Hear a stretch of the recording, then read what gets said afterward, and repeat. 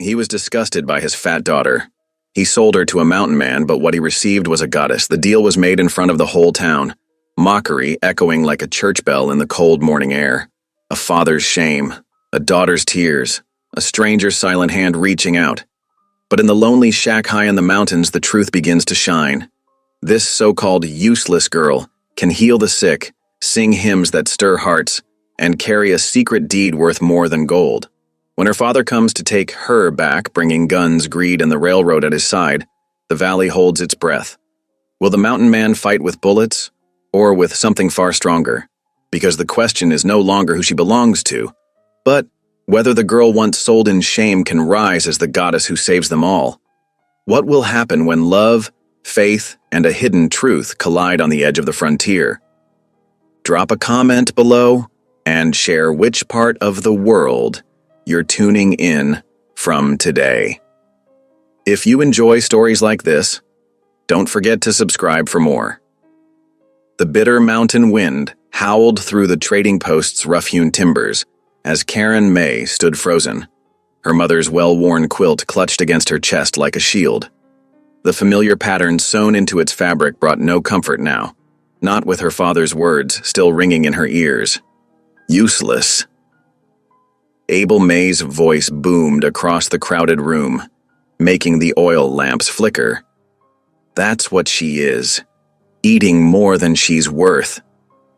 His meaty hand gripped Karen's arm, forcing her forward as if she were nothing more than cattle at auction. The trading post's usual bustle had gone quiet as death. Karen could feel every eye upon her, could hear the snickers and whispers that burned worse than the winter cold. Women who'd known her since childhood suddenly found the dusty floorboards fascinating. Men elbowed each other, some grinning, others shaking their heads in disgust. "Who will take her?" Abel demanded, yanking Karen's arm higher. "Got good cooking skills. Knows her herbs." "Someone make me an offer." Karen's cheeks blazed with shame, but she wouldn't give her father the satisfaction of seeing her cry. She fixed her gaze on a crack in the far wall, trying to make herself as small as possible, though that had never worked before. Her father had always made sure she knew exactly how much space she took up in the world. The crowd shifted, and through the sea of familiar faces, Karen caught sight of a stranger. He stood head and shoulders above most men, his broad frame wrapped in buckskins worn smooth by weather and work. A long scar traced down one side of his weathered face, disappearing into his beard. But it was his eyes that held her attention. Deep-set and watchful, they carried none of the mockery or disgust she saw in the others. "Come on now," Abel pressed, impatience making his voice sharp. "Surely someone needs a woman, even one like this." He shook Karen's arm for emphasis, making her stumble. The stranger moved then, his motions smooth as flowing water. The crowd parted before him like spooked cattle, leaving a clear path to where Karen stood with her father. Up close, she could see the threads of silver in his dark hair, the way his hands, though massive, moved with careful precision as he unslung a heavy sack from his shoulder. "I reckon these might interest you." His voice was quiet, but carried clearly in the hushed room. The sack landed with a soft thump at Abel's feet, prime furs spilling out onto the planks. A glass jug of whiskey followed, amber liquid catching the lamplight. The trading post erupted in shocked whispers. Karen's heart hammered against her ribs as her father's grip finally loosened. Abel snatched up the sack, greed brightening his eyes as he examined the pelts. Beaver, fox, and marten, all prime winter catches. "Mighty fine offer, Mr. Abel let the question hang. "Boone. Michael Boone." The stranger, Michael, didn't take his eyes off Karen as he spoke. There was something in his steady gaze that made her breath catch. Not pity, but something deeper. Understanding, maybe. Abel was already tucking the whiskey under his arm, clearly satisfied with his profit. "She's yours, then." He gave Karen a rough shove toward Michael, already turning away. "Good riddance." The crowd's laughter started low, then swelled as Karen stumbled forward. She clutched her quilt tighter, fighting to keep her chin up as cruel comments flew. "Quite a load you're taking on there, mountain man. Hope your horse is strong. Better stock up on provisions." Michael's hand found her elbow, steadying her with surprising gentleness. Without a word, he guided her through the pressing crowd, his bulk creating a path where there was none. Karen kept her eyes down, focusing on putting one foot in front of the other until the trading post's heavy door creaked open, letting in a blast of mountain air that stung her eyes. The morning sun had barely crested the peaks, painting the snow-covered ground in shades of rose and gold. Karen's boots crunched in the fresh powder as Michael led her to a waiting wagon. It was well-maintained but plain, loaded with supplies and drawn by two sturdy mountain ponies whose breath steamed in the cold air. Michael helped her up onto the wooden seat, making sure her quilt stayed wrapped around her shoulders. The familiar weight of it was all she had left of home now. That and the secret sewn carefully into its lining, a deed her mother had hidden there before she died. The wagon's springs creaked as Michael settled beside her. He gathered the reins in his gloved hands but paused, turning to look at her fully for the first time. "You warm enough?" His voice was gruff but kind. Karen managed a small nod, not trusting her voice. Tears pressed hot against her eyes, but she wouldn't let them fall. Not here, where her father or the others might see. Michael clicked to the horses, and the wagon lurched forward. The trading post grew smaller behind them as they followed the snow-covered track toward the high country. Karen could feel the curious stares of the townsfolk following them, could almost hear the gossip starting already. How Abel May had finally rid himself of his burden of a daughter. How the strange mountain man must be desperate indeed to take such a wife. The wagon wheels cut fresh tracks in the pristine snow, heading up into the timber where the morning sun hadn't yet reached. The air grew colder as they climbed, and Karen pulled her quilt tighter, grateful for its warmth. Beside her, Michael sat straight and sure, handling the reins with quiet confidence. He hadn't spoken since they'd left the trading post, but somehow his silence felt more like respect than rejection. A jay called from the snow-laden pines, its harsh cry echoing off the mountainsides. Karen watched her breath cloud in the air, each inhale sharp with cold and the lingering sting of humiliation. The trading post disappeared around a bend, taking with it the last glimpse of the only life she'd known. The horses' hooves made a steady rhythm in the snow as they climbed higher. Into the mountains. Karen's tears finally spilled over, freezing on her cheeks before she could brush them away. She tried to do it discreetly, but Michael's low voice startled her. "No shame in crying," he said, eyes still on the trail ahead. "Oh, what happened back there? That wasn't right." His simple words broke something loose in Karen's chest. She pressed her face into her quilt, shoulders shaking with silent sobs. All the years of her father's cruel words, the townspeople's sideways glances, the weight of never being good enough, it all came pouring out in the safety of this stranger's quiet presence. Michael said nothing more, but he slowed the wagon's pace, letting her cry without hurry or judgment. The mountain air gradually dried her tears, leaving her feeling hollow, but somehow lighter. When she finally lifted her head, the sun had risen fully above the peaks, turning the snow-covered world to diamond brilliance. Karen smoothed her quilt with trembling hands, drawing strength from its familiar texture. Whatever lay ahead in the mountains with this quiet man couldn't be worse than what she was leaving behind. She straightened her shoulders, ready to face whatever came next with the same resilience that had kept her going all these years. The wagon continued its steady climb into the high country, carrying them away from the cruel laughter and burning shame of the trading post. Behind them, their tracks began filling with fresh snow, erasing all evidence of their passing from the valley below. The wagon creaked steadily upward through the pristine snow, leaving the trading post and its cruel memories far behind. The morning sun did little to warm the biting mountain air. Karen huddled deeper into her quilt, trying to stop her teeth from chattering as another icy gust whipped past. Michael glanced sideways at her shivering form. Without a word, he pulled the wagon to a halt. The horses stamped their feet, their breath rising in thick clouds.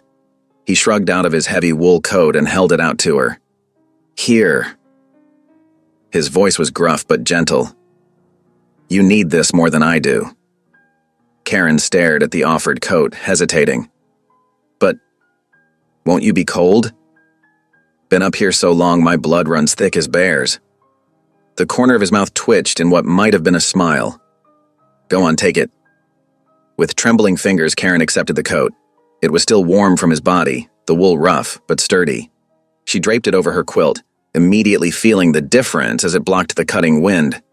"Thank you," she whispered, her voice barely audible over the crunch of snow beneath the wagon wheels as they started moving again. Tears pricked at her eyes as she added, "Though I'm not worth even the whiskey my father got for me." Michael's hands tightened on the reins. He was quiet for so long that Karen thought he hadn't heard her. When he finally spoke, his words were measured and firm. "God don't make mistakes." The simple statement hung in the cold air between them. Karen turned it over in her mind as the wagon continued its slow ascent through the deepening snow.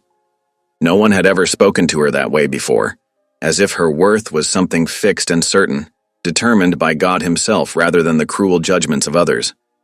The short winter day was drawing to a close when Michael finally pulled the wagon to a stop near a frozen creek. The water's voice was muffled beneath thick ice, but Karen could still hear its faint song. Bare branches clattered overhead in the wind as Michael efficiently set up their camp, his movements speaking of long practice. "Best we rest here for the night," he explained, gathering fallen branches for a fire. "Trail gets tricky in the dark." Karen watched as he coaxed a small flame to life, carefully feeding it until it caught properly. The fire's warmth was welcome after the long, cold day. Michael pulled supplies from the wagon, jerky tough as leather, and a half loaf of bread that had seen better days.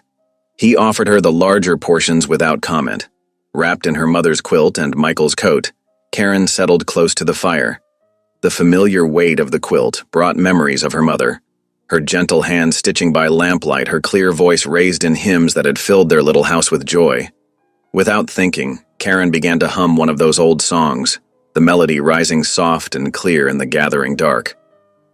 Amazing grace. How sweet. The sound.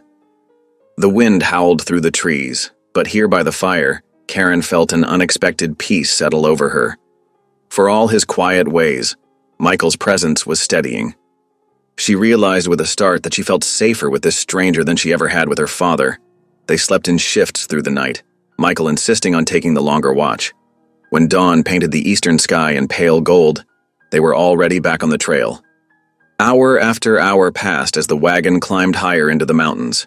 The air grew thinner, the wind sharper. Pine trees stood like sentinels against the sky, their branches heavy with snow.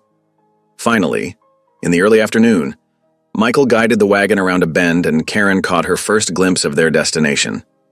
A line shack stood tucked against a stand of towering pines, its log walls weathered to a soft gray. Smoke stains marked where a chimney rose from the peaked roof, though no welcoming curl of smoke rose from it now.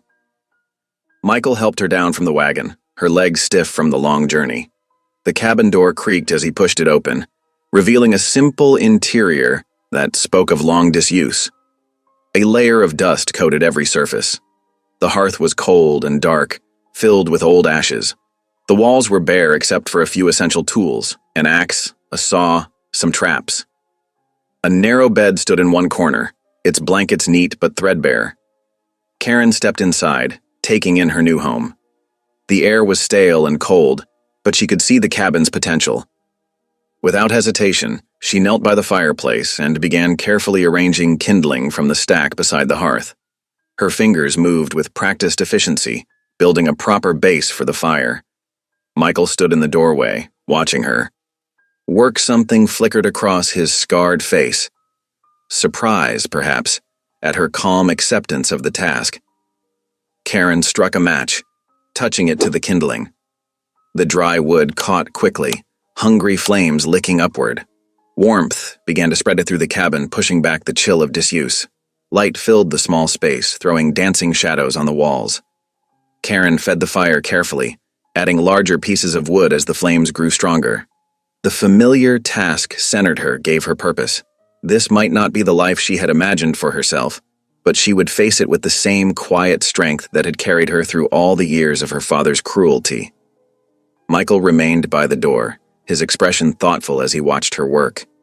The fire's glow softened the harsh lines of his face, caught the silver threads in his dark hair. For the first time since leaving the trading post, Karen felt something like hope stir in her chest. This cabin might be humble, but it could become a home. one where shame and mockery had no place. The flames crackled steadily now, their warm light filling every corner of the cabin. It was as if the very walls were coming alive again after weeks of darkness and silence. Karen sat back on her heels, satisfied with her work. When she glanced up, she found Michael still watching her, something like approval in his steady gaze. Outside, the wind sang through the pines and snow continued to fall, but inside the cabin, warmth and light had taken hold. Karen smoothed her quilt across her lap, feeling the hidden deed sewn safely within its lining. Whatever tomorrow might bring, for now she had found shelter, not just from the mountain cold, but from the cruel world she'd left behind in the valley. The fire burned bright and steady, its flames a testament to new beginnings and the possibility of dignity restored. In its dancing light, two lonely souls began the careful work of building trust, finding their way forward one small kindness at a time. Morning crept into the cabin, like a shy visitor, pale sunlight spilling through the single window and casting long shadows across the rough-hewn floor. Karen woke to the sound of Michael moving quietly through the cabin, his boots making soft, shuffling sounds on the wooden planks. She kept her eyes closed, listening as he added wood to the dying embers in the hearth, coaxing them back to life. When the door creaked open and closed again, Karen finally stirred. The air was crisp but not bitter thanks to the rekindled fire. She sat up slowly, her muscles stiff from sleeping on the hard floor near the hearth.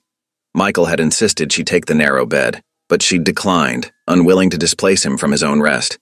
Through the window, she watched Michael's tall figure stride toward the woodpile, axe balanced easily on his shoulder.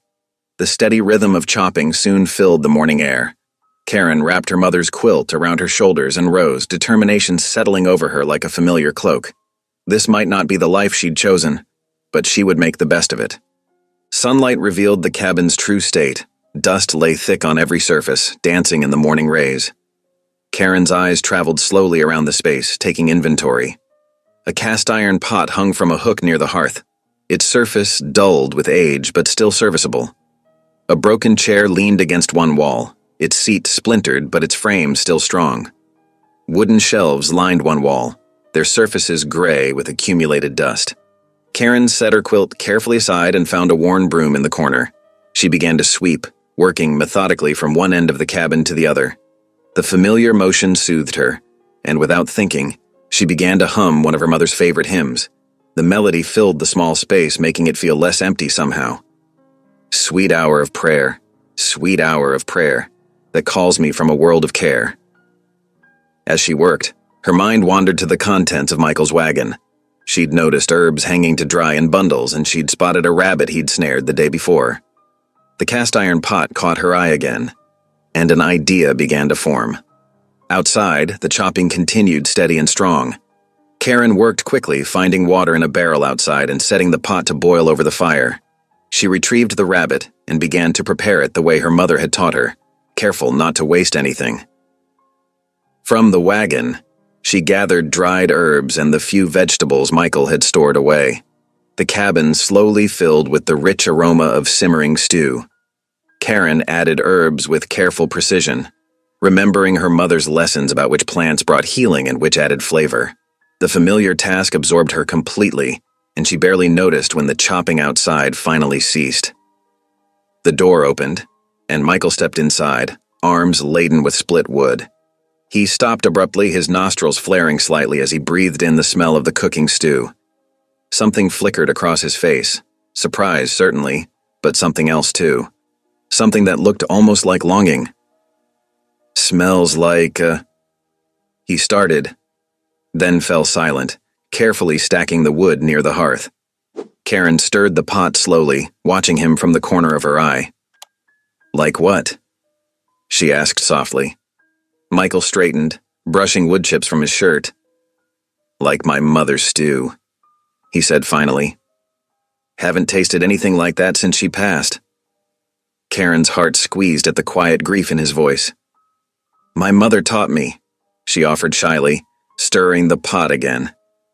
She knew all about herbs and cooking. Said a good meal could heal more than just hunger. Michael nodded slowly, his eyes fixed on the bubbling pot. Your mother sounds like she was a wise woman. She was, Karen whispered, missing her mother's gentle presence with sudden sharpness.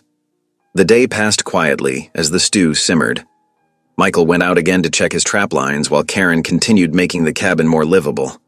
She found clean claws in her bundle and wiped years of dust from the shelves. The broken chair proved simpler to fix than she'd expected. Just a few nails needed replacing. As evening drew near, Karen lit the oil lamp on the table. Its gentle light filled the cabin with a warm glow, softening the rough edges of their shared solitude. The stew was ready, its rich aroma making her stomach growl. She ladled portions into 2 tin bowls just as Michael returned from his last check of the horses. They sat across from each other at the small table, the lamplight flickering between them. Steam rose from their bowls, carrying the savory scent of herbs and tender meat. Michael took a careful spoonful, and Karen held her breath, watching his face. His eyes closed briefly as he tasted the stew. When they opened again, they held a warmth she hadn't seen before. "Been a long time since I had a proper meal like this," he said quietly. Karen ducked her head, pleased but uncomfortable with praise. The question that had been burning in her mind all day finally spilled out. "Why did you do it? Why did you buy me?" Michael set his spoon down slowly, considering her question. The lamplight caught the silver threads in his dark hair as he chose his words with care. "Because you deserved better than to be mocked," he said simply. "No child of God should be treated like cattle at auction." Tears pricked at Karen's eyes, but she blinked them back. They ate the rest of their meal in comfortable silence, the fire crackling softly in the hearth. After the bowls were cleaned and put away, Karen settled near the fire with one of Michael's shirts she'd found needed mending. The familiar motion of needle and thread soothed her, and she found herself humming again as she worked. Michael sat in the newly repaired chair, cleaning his rifle with practiced movements. When the shirt was mended, Karen reached for her mother's quilt, drawing it around her shoulders. As she adjusted its folds, her fingers found an unfamiliar stiffness between the layers of fabric. Curious, she examined the section more closely and discovered a hidden pocket, carefully stitched into the quilt's lining. Heart beating faster, Karen glanced at Michael, but he was absorbed in his task. Carefully, she slipped her fingers into the hidden pocket and withdrew a folded document. The paper was yellowed with age, sealed with wax, and bearing an official stamp. Her hands trembled as she held it, understanding that this must be something of great importance for her mother to have hidden it so carefully. Questions crowded her mind, but instinct told her to keep this discovery to herself for now. Not knowing what the document might contain, she quickly tucked it back into its hiding place, smoothing the quilt as if nothing had happened. But her mind raced with possibilities and questions about what her mother might have concealed within these cherished folds. The fire popped loudly, making her jump. Michael looked up briefly from his work, his expression questioning. Karen gave him a small smile and bent her head over the quilt, pretending to examine its stitching. But her thoughts were fixed on the hidden document, and she resolved to examine it more closely when she had a private moment. The evening deepened around them, full of quiet sounds. The crackle of the fire, the whisper of the cleaning cloth on Michael's rifle, the soft rustle of the quilt as Karen folded it carefully. Outside, a coyote called lonely in the distance, but inside the cabin, two people who had begun the day as strangers found themselves sharing a space that was slowly beginning to feel like home. The first hint of dawn painted the sky in pale grays when Karen slipped quietly from the cabin.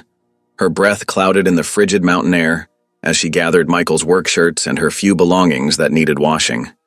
The creek ran swift and dark between banks of snow, its surface steaming slightly in the bitter cold. Karen knelt at the water's edge, wincing as the icy water bit into her hands. She had done this countless times before at her father's ranch, but the altitude made the cold sharper here, more fierce. Still, she worked steadily, scrubbing each garment against the smooth rocks and wringing them out with reddened fingers. The sun had barely cleared the mountain peaks when she heard footsteps crunching in the snow behind her. She turned to see Michael approaching, his arms full of freshly split wood. He paused, taking in her shivering form and the pile of wet clothes beside her. "You shouldn't be out here in this cold," he said, setting down his burden. Without hesitation, he shrugged off his heavy wool coat and stepped forward to drape it around her shoulders. The warmth of it enveloped her immediately, carrying the scent of pine and wood smoke. "Thank you," Karen whispered, pulling the coat closer. "But won't you be cold?" Michael shook his head, already turning back to his wood. "I'm used to it. Finish up quick now, before those clothes freeze solid." Back inside the cabin, Karen hung the wet garments near the hearth to dry while Michael built up the morning fire. Soon, the familiar aroma of coffee filled the small space as Karen sliced bread and set it to toast on the cooking grate. They sat together at the rough-hewn table, steam rising from their coffee cups. The bread was simple fare, but the warmth of the fire and the quiet companionship made it feel like more. Karen's hand strayed to her mother's quilt, which lay folded nearby. Her heart quickened as she remembered her discovery from the night before. I found something," she said softly, looking up to meet Michael's steady gaze. "In my mother's quilt. There's a paper hidden inside." Michael set down his coffee cup, giving her his full attention. "What kind of paper?" Karen retrieved the quilt and carefully extracted the yellowed document from its hidden pocket. Her hands trembled slightly as she unfolded it on the table between them. The official stamp and seal stood out clearly against the aged paper. Michael leaned forward, his expression shifting from curiosity to shock as he read the carefully penned words. "This is a deed," he said, his voice rough with surprise. "Water rights to the entire valley, granted by territory surveyors." He looked up at Karen, his eyes wide. "This was in your mother's name?" Karen nodded, her throat tight. "I didn't even know she owned anything of her own. Father never mentioned." "He probably didn't know," Michael said, studying the document more closely. "This was signed and sealed 15 years ago. Do you understand what this means?" Karen shook her head, overwhelmed by the weight of what lay before them. "This valley's future depends on water rights," Michael explained gently. "Every ranch, every farm, every family that hopes to settle here, they all need legal access to water. With this deed, you hold the power to shape the valley's destiny." Karen's chest tightened with anxiety. "But who would respect such a claim from someone like me?" She gestured helplessly at herself. "I'm just the fat girl they all laughed at in the trading post." Michael's face hardened at the memory. "This is your rightful inheritance," he said firmly. "Your mother made sure it would pass to you. The law will recognize that claim, no matter what anyone thinks of the holder." Before Karen could respond, a knock at the door startled them both. Michael moved quickly to tuck the deed back into the quilt's hiding place while Karen went to answer. On the threshold stood Mrs. Templeton, a widow from down the valley, with her 2 young sons. The smaller boy's face was flushed with fever, and his mother's eyes were pinched with worry. "I'm sorry to trouble you," Mrs. Templeton said, "but word is you know something of healing herbs. My Tommy's been burning up since yesterday, and we've run out of medicine." Karen welcomed them inside, her heart going out to the sick child. "Please come sit by the fire," she said, already moving to gather her herbs. She had noticed wild willow growing near the creek and had dried some bark the day before, anticipating just such a need. While Michael spoke quietly with Mrs. Templeton, Karen prepared a tea with the willow bark, adding a touch of honey to make it more palatable for the young boy. Tommy sipped it carefully, making a face at the bitter taste, but drinking it all under his mother's watchful eye. "You've got your mother's touch with medicines," Mrs. Templeton said softly as Karen checked Tommy's forehead. "She helped birth both my boys, you know. Used to say you had the gift too." Karen blinked back sudden tears, touched by this connection to her mother she hadn't known about. "I didn't realize you knew her." Mrs. Templeton smiled gently. "Oh yes, she was well loved in these parts." She paused, glancing at Michael, who had taken the boys outside to see his horses. "Folks are talking, you know. Not like before at the trading post. That was cruel business. But now they're saying how you've brought light back to this cabin, how you help those in need without question." Karen ducked her head, unused to kind words from anyone but Michael. Mrs. Templeton reached out and squeezed her hand. "You're making your own way here, child. Don't let anyone tell you different. After the Templetons left, promising to return if Tommy's fever didn't break, Karen stood at the window watching their wagon disappear down the snowy track. The afternoon light was starting to fade, casting long shadows across the valley. Michael came to stand beside her, his presence solid and reassuring.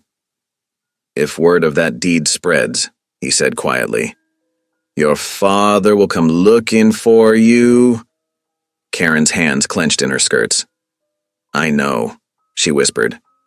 "We'll need to be careful," Michael continued. "That document could bring out the worst in people. But remember, you're not alone anymore." Karen looked up at him, seeing the quiet strength in his scarred face and steady eyes.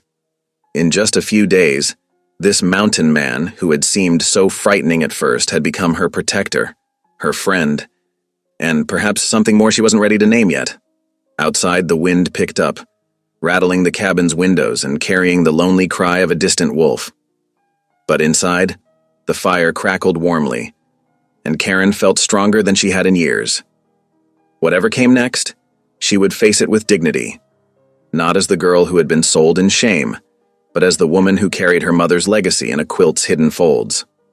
The morning sun cast long shadows across the snow-covered yard as Michael hitched the horses to the wagon. 2 days of peaceful routine had settled over the cabin, but their supplies were running low. Karen watched from the doorway, her mother's quilt draped over her arm, as Michael checked the harnesses one final time. "I'm coming with you," she said, her voice firmer than she felt. Inside, her stomach churned at the thought of facing the townsfolk's stares again. Michael paused, studying her face. "You don't have to prove anything to them." "I know," Karen replied, stepping out into the crisp morning air. "But I can't hide up here forever.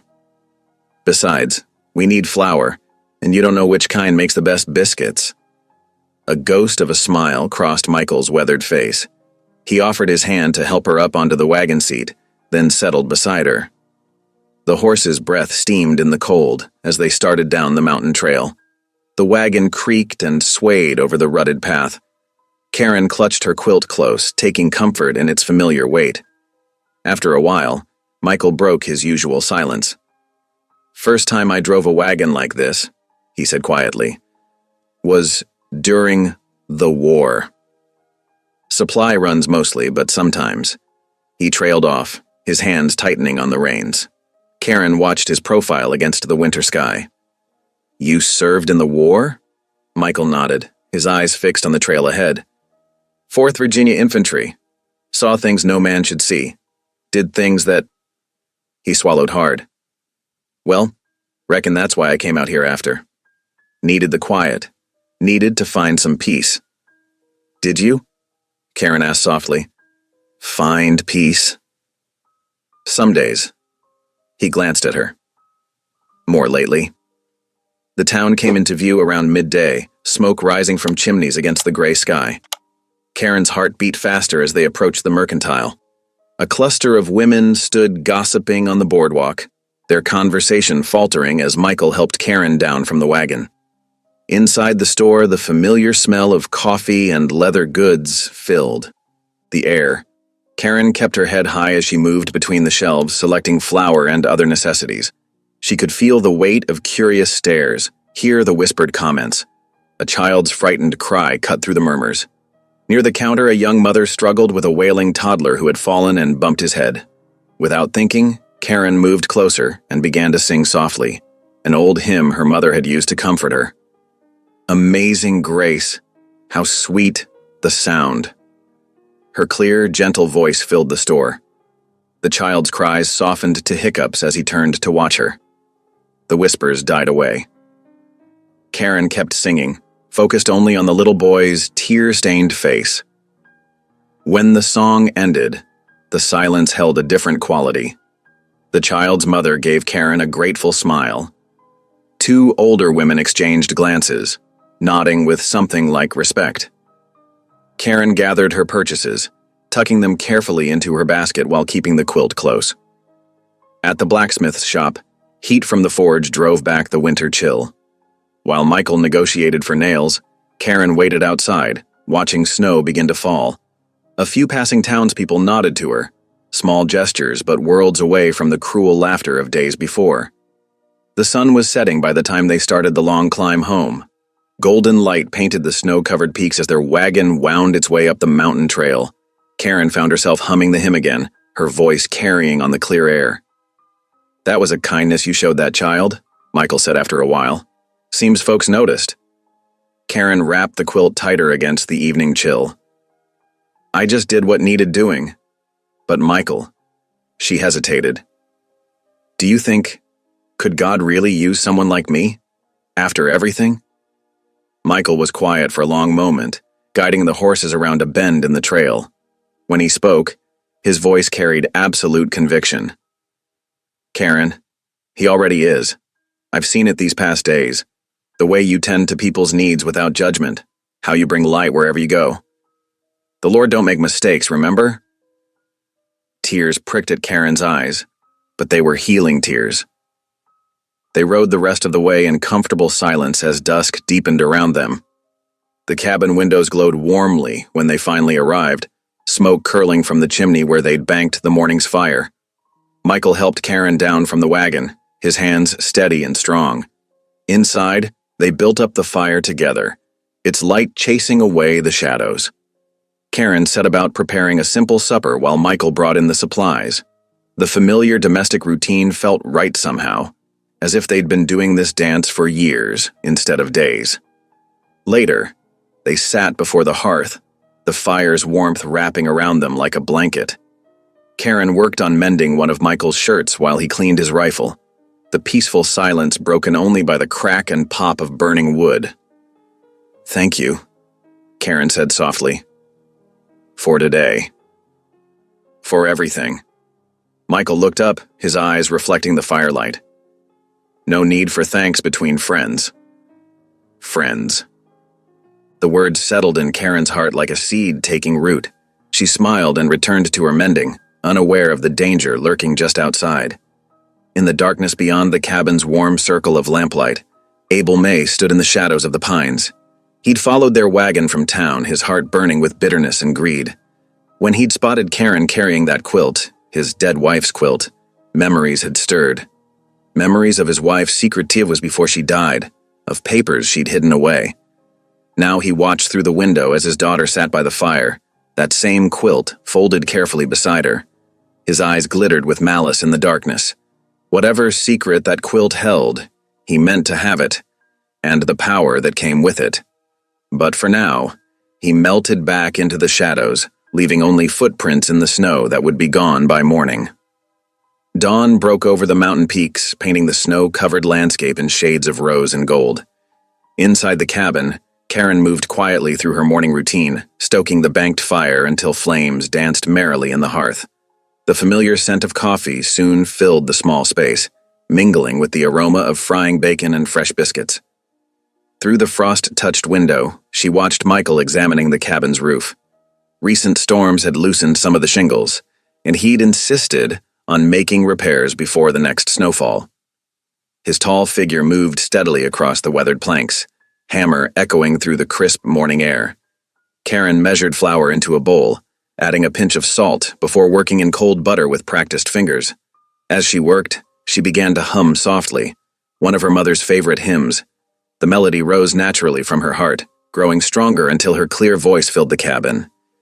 "Be thou my vision, O Lord of my heart." The familiar words brought comfort, reminding her of peaceful moments watching her mother cook and sing.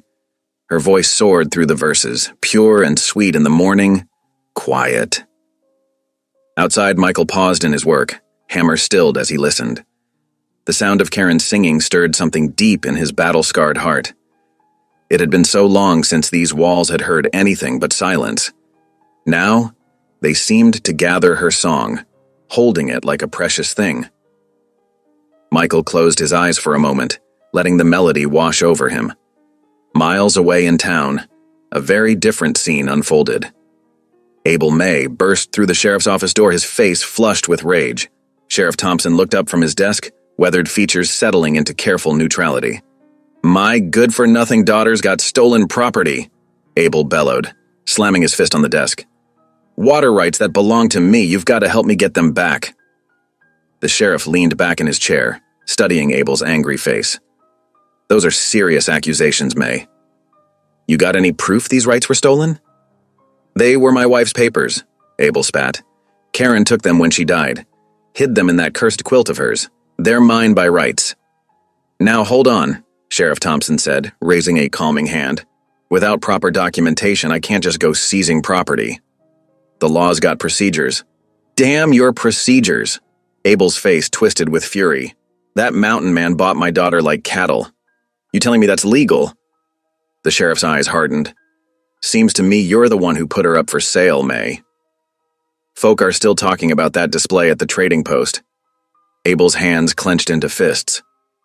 "I'll handle this myself," he snarled, turning toward the door. "Don't need no tin star telling me what's mine." "May," the sheriff called after him. "You do anything foolish, you'll answer to me." But Abel was already gone, leaving only the bang of the door and a bitter chill in the air. Back at the cabin, the morning had settled into quiet industry. Karen pulled a fresh batch of biscuits from the oven while Michael came in from his roof repairs, brushing snow from his coat. They sat down to breakfast together, sunlight streaming through the windows to pool on the rough wooden table. Karen noticed Michael's gaze repeatedly drawn to her mother's quilt, carefully folded on the bench nearby. His expression held something she couldn't quite read, longing mixed with uncertainty. "Something on your mind?" she asked softly. Michael was quiet for a long moment, turning his coffee cup in scarred hands. "Been thinking," he finally said, "about family, about possibilities." He looked down at his own rough fingers. "War took a lot from me, left its mark inside and out. Never thought I'd have a chance at the kind of life other men have. A home. Children." His voice grew quieter. A wife who could look at these scars without flinching. Karen's heart beat faster, a blush warming her cheeks. "And I never thought any man could look at me and see something worthy," she admitted. "All my life, people only saw my size. Called me names. Laughed." She smoothed her skirt with trembling fingers. "Even my own father couldn't bear to look at me." "They were blind," Michael said firmly. "Couldn't see past their own ugly hearts to recognize what God made beautiful." Before Karen could respond, a knock at the door announced their evening visitors. Mrs. Templeton and her sons had brought a warm apple pie, while the Cooper family from the next valley over carried fresh eggs and curiosity about their new neighbor. Karen welcomed them all, setting extra places at the table while Michael added logs to the fire. Soon the cabin rang with conversation and laughter. The children played checkers by the hearth while the adults shared news and stories over steaming cups of coffee. Mrs. Templeton praised Karen's cooking, while Mrs. Cooper marveled at how homey the once bare cabin had become. Their genuine warmth helped ease the lingering ache of rejection Karen had carried so long. "We've missed having neighbors up this way," Mrs. Cooper said, helping to clear the dishes. "Michael's been alone too long. Does a body good to have family close by." As the evening drew to a close, their guests bundled up against the falling snow. Lanterns bobbed through the darkness as they made their way home, calling back cheerful goodnights. Karen stood in the doorway, watching until the lights disappeared into the swirling white. Michael stepped out to check the horses one last time before bed. In the fresh snow, his keen eyes caught something that made his jaw tighten. Hoofprints circling the cabin, partially filled with new fallen snow. Someone had been watching them. He studied the tracks carefully, noting their depth and direction. And these weren't from their dinner guests who had approached openly from the main trail. These spoke of secrecy and ill intent. His hand instinctively moved to the rifle slung across his back. Inside, Karen was humming again as she banked the fire for the night, unaware of the dangers circling ever closer. Michael's heart clenched at the thought of anything threatening the peace they'd found here. But he recognized the signs. A storm was gathering, and not just the one painting the sky with snow. The tracks told their own story. Abel May had found them. And soon, Michael knew, they would have to face whatever violence the bitter man brought with him. He made one final circuit of the cabin, checking doors and windows before returning inside, where warmth and light still held the darkness at bay. For now, at least, they were safe. But tomorrow would bring its own challenges, and Michael intended to be ready. Dawn crept over the mountains, painting the snow-covered valley in shades of rose and gold. The morning air hung thick with tension, like the stillness before a storm. Frost had traced delicate patterns across the cabin windows overnight, and smoke curled lazily from the chimney into the pale sky. Michael stood at the rough-hewn table, checking his ammunition and sliding his revolver into its worn leather holster. His movements were deliberate, practiced from years of frontier living. "Need to ride into town," he said quietly. "We're running low on nails and salt." Karen nodded, her hands busy kneading dough for the day's bread. "Be careful," she said, trying to hide the worry in her voice. Ever since they'd spotted those mysterious tracks around the cabin, every journey felt weighted with risk. Michael shrugged into his heavy coat, adjusting the collar against the bitter morning chill. "I'll be back before sundown." He paused at the door, watching Karen work. The sight of her steady presence in his once-empty cabin still filled him with quiet wonder. The crunch of his boots in the snow faded as he led his horse from the stable, tacked up and mounted. Karen watched through the window until horse and rider disappeared down the snow-covered trail toward town. Alone in the cabin, Karen fell into her morning routine. She swept the plank floors, hung fresh herbs to dry from the rafters, and set the bread to rise near the warmth of the fire. Her mother's quilt lay carefully folded on the bed, the precious deed still safely hidden within its stitches. The morning passed quietly until a frantic pounding at the door startled Karen from her work. Her heart leaped into her throat. But when she opened the door, she found Mrs. Templeton, face flushed with fear and worry. "Karen, please," the widow gasped, clutching at Karen's arm. "It's Tommy. His fever's back, worse than before." "I don't know what to do." Karen didn't hesitate. She grabbed her shawl and her mother's medicine bag, filled with dried herbs and tinctures. "Show me," she said, following Mrs. Templeton into the biting cold. They hurried through the snow to the Templeton homestead, their skirts leaving trailing patterns in the fresh powder. Inside the small cabin, young Tommy lay on his bed, face flushed with fever, his younger brother watching anxiously from the corner. Karen set to work immediately, her movements sure and practiced. She felt Tommy's forehead, the skin burned beneath her touch. His breathing came in short, labored gasps. "How long has he been like this?" Karen asked, already digging through her medicine bag. "Since dawn," Mrs. Templeton wrung her hands. "He was fine yesterday, then woke burning up. I've tried everything I know." Karen pulled out dried willow bark and other herbs, quickly preparing a medicinal tea. While it steeped, she soaked claws in cool water, laying them gently across Tommy's forehead and chest. Throughout the long day, Karen never left Tommy's side.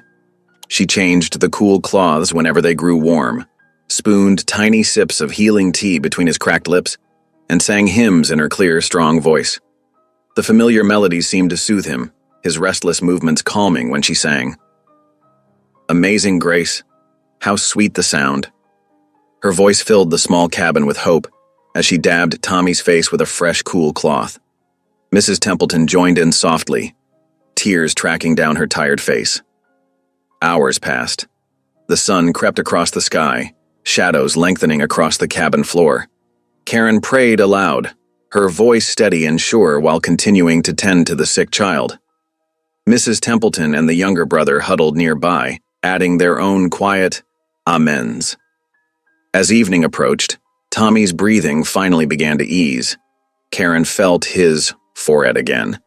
The burning heat had lessened. When his eyes fluttered open, clear and focused for the first time all day, Mrs. Templeton burst into grateful tears. "The fever's broken," Karen announced, relief flooding through her own tired body. She showed Mrs. Templeton how to prepare more of the willow bark tea, just in case it was needed again. Word spread quickly through the scattered homesteads of the valley. Neighbors who had come to check on Tommy's condition hurried to share the news. Karen May, the girl they had once mocked, had saved the Templeton boy's life. The story grew with each telling, how she had worked tirelessly, how her singing had brought peace to the sick child, how her gentle hands and healing knowledge had turned death away from their community. The sun was setting when Karen finally made her way home, exhaustion dragging at her steps.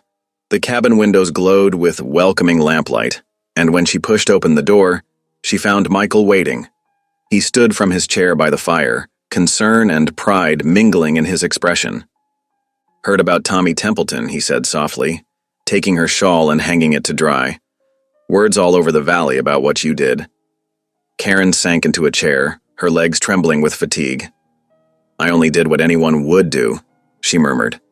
"What my mother taught me." Michael shook his head, setting a plate of warm cornbread before her. "No, Karen. You did what only you could do. This valley needs you. These people need you. They're starting to see what I saw that day at the trading post." Karen broke off a piece of cornbread, but her hand trembled slightly.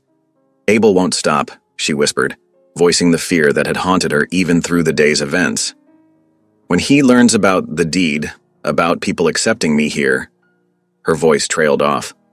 Michael moved closer, his presence solid and reassuring. "Then we face him together," he said firmly. The simple words held the weight of a vow. They sat in companionable silence as the fire crackled in the hearth, each lost in their own thoughts. Outside, snow began to fall again, thick flakes swirling in the gathering darkness.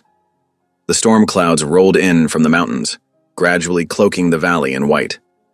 The silence between them was full of unspoken promise, of protection, of belonging, of a future neither had dared imagine before finding each other. Karen's mother's quilt lay across her lap, its hidden deed representing not just water rights now, but the possibility of a real home, a true community. The wind picked up, rattling the cabin windows and driving the snow harder against the glass. But inside, warmth and light held firm against the growing storm. The storm descended upon the highlands with a fury that turned the world white. Wind howled through the pines, driving snow against the cabin walls in thick sheets. Inside, Karen stoked the fire higher as Michael secured the last shutter against the gathering tempest. "Looks like we're in for a long one," Michael said, brushing snow from his coat. His weathered face showed concern as he peered through a crack in the shutters. "Could be trapped here for days." Karen nodded, already mentally cataloging their supplies. The pantry held enough dried beans, flour, and salt pork to last them through a siege. The woodpile by the hearth would keep them warm. "We'll manage," she said softly, setting water to boil for coffee. The first day passed slowly, marked by the steady drumming of snow against the roof. They fell into a quiet rhythm, making the most of their confinement. Karen pulled out her sewing basket, working by lamplight to mend Michael's worn shirts. Her nimble fingers patched holes and reinforced seams while Michael cleaned his rifle and repaired a broken chair. "Where'd you learn to sew so fine?" Michael asked, watching her careful stitches. Karen smiled, remembering. "Mama taught me. Said a woman's hands should know how to both heal and create." She held up one of his shirts, examining her work. "These'll last you another winter now." Michael's expression softened at the mention of her mother. "Tell me about her," he asked quietly. Karen's hands stilled in her lap. "She was beautiful," she began slowly. "Not like other women thought of beauty. She was round like me, but she carried herself like a queen. Said God made us all different on purpose." Her voice grew stronger as she spoke. "She could sing like an angel, knew every herb that grew in these mountains, and never turned away anyone who needed help." "Sounds like someone else I know," Michael said gently. Karen blushed, ducking her head back to her sewing. The second day dawned just as wild, the storm showing no signs of weakening. They shared a simple breakfast of cornbread and coffee. Then Michael surprised Karen by pulling out a battered copy of Shakespeare's sonnets from his saddlebag. "Found this in a creek bed years ago," he explained, almost sheepishly. "Used it to teach myself reading proper-like during lonely nights." Karen's eyes lit up. She reached for her mother's quilt, carefully opening a hidden pocket different from the one holding the deed. From it, she drew out several pages of Bible verses, lovingly stitched into fabric. "Mama sewed these when she was sick, Mamate," Karen explained. "Said, as long as we had God's word, we'd never truly be alone." They spent the morning taking turns reading aloud, Michael's deep voice rolling through Shakespeare's love poems, Karen's clear tones bringing scripture to life. The howling wind outside seemed to fade away as they shared these precious words. That evening, as shadows lengthened across the cabin floor, Karen began to hum softly while preparing their supper. The melody, an old hymn, filled the small space with warmth. To her surprise, Michael's deep voice joined in, rough but sincere. Their first attempt at harmony was far from perfect. Michael's timing faltered, and Karen lost her place trying not to laugh. Soon, they were both chuckling at their own clumsy efforts. "Reckon we need some practice," Michael said, grinning. "Reckon we do," Karen agreed, her eyes twinkling. "But it's a fine start." The third day brought a gradual calming of the storm. Sunlight began to pierce the clouds, creating diamond sparkles in the fresh snow. Inside, Michael had been unusually quiet all morning, lost in thought as he watched Karen move about the cabin. Finally, as afternoon light filtered through the shutters, he spoke. "Karen," he said softly, "these past days, seeing you here, hearing your voice, watching you make this place a real home." He paused, searching for words. "I never thought I'd find this kind of peace after the war. Figured I was too scarred, too broken for anything good." Karen set down her work, heart beating faster at the emotion in his voice. "But you," he continued, "you've brought light back into my world, your strength, your kindness, even after everything you've been through." He moved closer, taking her hands in his. "I find myself falling in love with you more each day." Tears welled in Karen's eyes. "How can you say that?" she whispered. I'm not what men want. I'm too big, too plain. Father always said." "Your father was wrong," Michael cut in firmly. "You're my goddess of the high country, Karen May, the way you heal people, how you sing like an angel, how you make this cabin feel like heaven itself." His voice grew husky with emotion. "You're the most beautiful soul I've ever known." Karen's tears fell freely now, but her face was radiant with joy and disbelief. Never had anyone spoken to her with such reverence, such love. The last rays of sunset painted the cabin in gold as Michael slowly knelt before her. His hands trembled slightly as he held hers, but his voice was steady. "Karen May, would you do me the honor of becoming my wife? When spring comes and the snow melts, I want to stand before God and our neighbors and pledge my life to yours." For a moment, Karen couldn't speak past the emotion filling her heart. This man, this good, strong, gentle man, wanted her as his wife, not as a servant or a burden, but as a true partner. Finally, she managed to whisper, "Yes." "Oh yes, Michael." He rose and gathered her in his arms, holding her close as if she were the most precious thing in the world. They stood together as the light faded, watching the fire burn low in the hearth. Their clasped hands spoke of promises, of a future neither had dared dream of before. The embers glowed softly, casting a warm light over the cabin, their cabin, soon to be their home in truth. Outside, the storm had passed, leaving behind a world renewed and sparkling with possibility. Inside, two hearts beat as one, filled with the miracle of finding love in the most unexpected places. In the quiet of their shared joy, Karen began to hum again. This time, when Michael's voice joined hers, their harmony was perfect. The morning after the storm broke crystal clear, with sunlight dancing off fresh snow that blanketed the valley.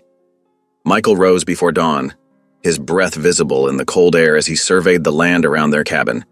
His experienced eyes picked out spots where the building could grow. A new room here, a wider porch there, space enough for the family he now dared to dream about. The sharp ring of his axe soon echoed through the trees. Each stroke bit deep into pine logs, every swing driven by purpose. Michael had lived alone for so long that the simple act of building for two filled his heart with quiet joy. When the sun climbed higher, he paused to wipe his brow, studying the neat pile of logs taking shape. Inside the cabin, Karen hummed as she worked bread dough with strong, sure hands. The familiar motions that brought comfort. Fold, press, turn. Through the window, she watched Michael's steady progress with the logs, and her cheeks warmed at the thought that he labored for their future together. The smell of baking bread soon filled the small space, making it feel more like home with each passing hour.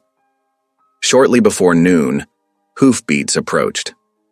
Karen's hands stilled in their work, but Michael's calm voice called out, "It's just the Templeton boys." She relaxed, wiping flour from her apron as two young men appeared around the bend. "Miss Karen," the younger Templeton called out, dismounting. "Ma sent us with eggs, said to congratulate. You proper," his older brother added, word spreading about the engagement. Folks are mighty pleased. Karen invited them in for fresh bread and coffee, her heart lifting at their easy acceptance. The boys spoke of their mother's joy at the news, how she'd declared it about time Michael found himself a good woman. They left with warm bread wrapped in cloth, promising to bring their mother to visit soon. Throughout the afternoon, more neighbors arrived. The Hansen sisters brought preserves, old Widow Cooper offered a hand-pieced quilt square, and even gruff Mr. Peterson stopped by with a basket of late apples. Each visitor treated Karen with genuine warmth, erasing bit by bit the shame of that terrible day at the trading post. As the sun began to set, Michael and Karen hitched the wagon for their first trip to church together. The little valley church stood humble but welcoming, its wooden cross catching the last rays of daylight. Pastor Whitlow met them at the door, his kind eyes crinkling with genuine pleasure. "Welcome, welcome," he boomed, ushering them inside. "I've been hoping you two would come see me." He led them to a rough-hewn pew, settling in beside them. "Now then, about this wedding. I'd be honored to officiate if you'll have me." Karen's eyes filled with tears of gratitude. "We'd be blessed, Pastor," she whispered. Michael squeezed her hand gently. The pastor nodded, satisfaction evident in his weathered face. "God's hand is clear in this match," he declared. "Love that grows from kindness and respect. That's the kind that lasts." He opened his Bible, marking passages for the ceremony while they discussed dates and arrangements. Meanwhile, in town, a very different meeting was taking place. 3 men in fine Eastern suits stepped down from the afternoon stage, brushing trail dust from their sleeves. These were the railroad agents, men who had bought and sold their way across territories, leaving broken promises in their wake. The agents made straight for the saloon, where Abel May sat nursing his usual whiskey. Their approach was careful, calculated. They bought him drinks, praised his cattle operation, and slowly steered the conversation toward water rights. "Shame about that valley deed," the lead agent said smoothly. "Valuable land like that should be in capable hands." He slid a paper across the sticky table. Railroads prepared to pay handsomely for the right signature. Abel's bloodshot eyes fixed on the number written there. His hands trembled slightly as he lifted his glass. "Ain't my signature you need," he growled. "My dead wife's quilt holds the deed, and my worthless daughter took it when that mountain man bought her." The agent's eyebrows rose. "Bought her, you say?" He exchanged glances with his companions. "Well now, that's interesting. Property rights between father and daughter can be complicated. Perhaps we could help each other." Abel's face darkened with cruel purpose. "Reckon we could," he said, draining his glass. "Give me till week's end. I'll get you that deed." Later that night, Abel met with 3 men behind the livery stable. Hard cases he knew from cattle drives, men who asked no questions when pay was good. He passed them a bottle and laid out his plan. They would wait until Michael left for supplies, then pay his daughter a visit. The deed would be found and Karen would learn the price of defying her father. Up at the cabin, unaware of the shadow falling across their future, Karen and Michael sat close together by lamplight. The evening air carried a hint of spring despite the lingering snow. They shared the day's bread as they talked, voices soft with contentment. "Pastor says we could marry when the wild iris blooms," Karen said, her fingers working at her mending. "That's barely 6 weeks away." Michael nodded, watching her with tender eyes. "Gives me time to get the cabin ready. Thought we might add a proper bedroom, maybe a bigger kitchen for all your baking." Karen set down her sewing, face glowing. "And a porch," Where we can sit of an evening, watch the sunset together? Anything you want, Michael promised. Thought we might plant a garden too come spring. Herbs for your healing work, vegetables for winter storing. And flowers, Karen added softly. Mama always said a home needs flowers to make it smile. They fell quiet, imagining the life they would build. Karen pictured children running through mountain meadows, their laughter echoing off distant peaks. Michael saw Sunday mornings in church, Karen's voice lifting in song beside him, their family filling a whole pew. Never thought I'd have this, Karen whispered, breaking the silence. After what Father did, I believed him when he said no one would want me.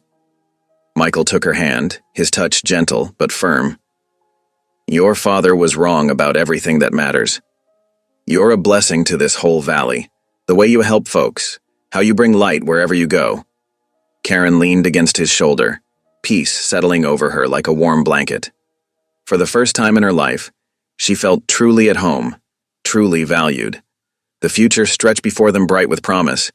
Yet even as they planned and dreamed, Michael couldn't shake a growing unease. Years of mountain living had honed his instincts for danger.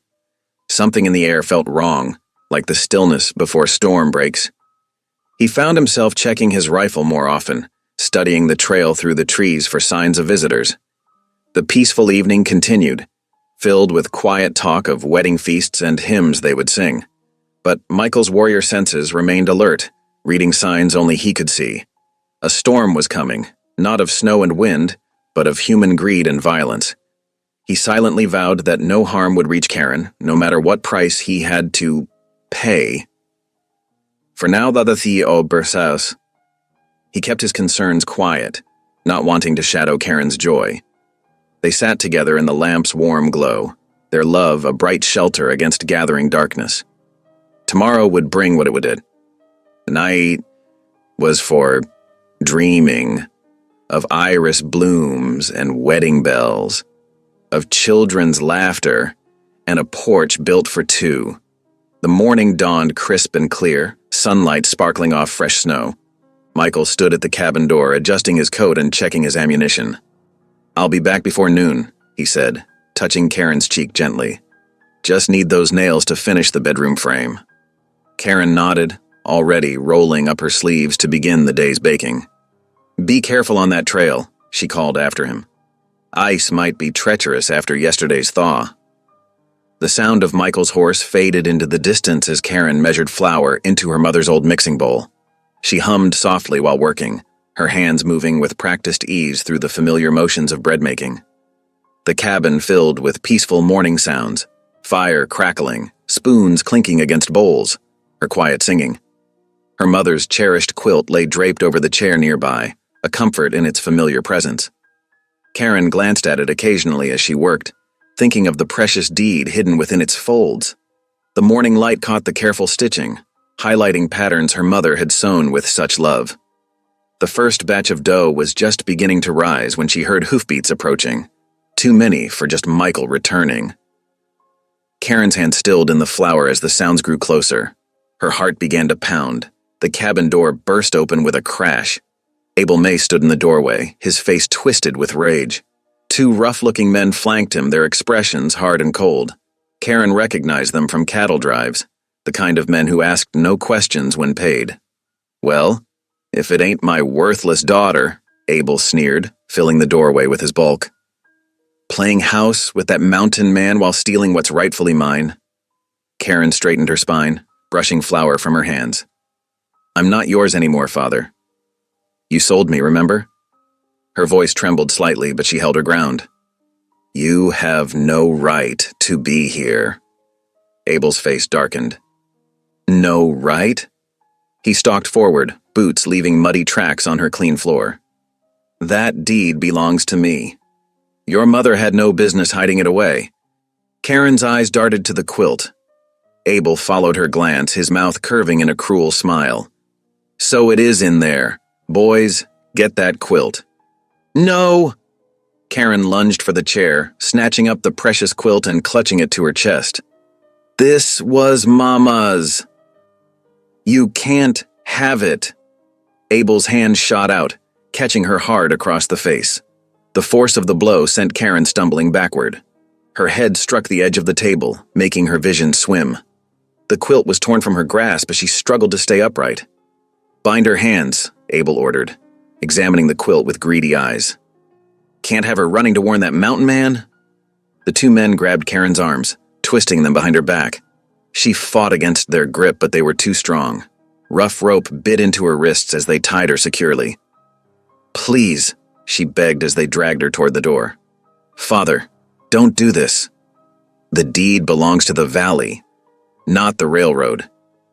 Abel's only response was to shove her forward, making her stumble down the cabin steps into the snow. Karen's bare feet burned. With cold, but she continued struggling, refusing to go quietly. The commotion drew attention. From the nearest homestead, the Templeton boys came running. "Miss Karen," the younger one shouted. "What's happening?" "Stay back." Abel drew his pistol, firing a warning shot into the air. The sharp crack echoed off the mountains. "This is family business. Any man interferes, he'll get worse than that." More neighbors appeared, drawn by the gunshot. They gathered at a cautious distance, faces tight with concern and anger. But Abel's pistol kept them at bay as his men forced Karen onto a horse.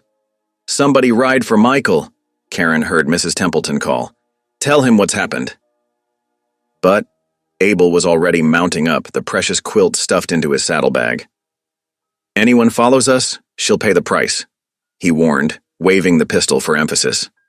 Then he spurred his horse, leading their small party south at a gallop. Karen twisted in the saddle, catching one last glimpse of her home.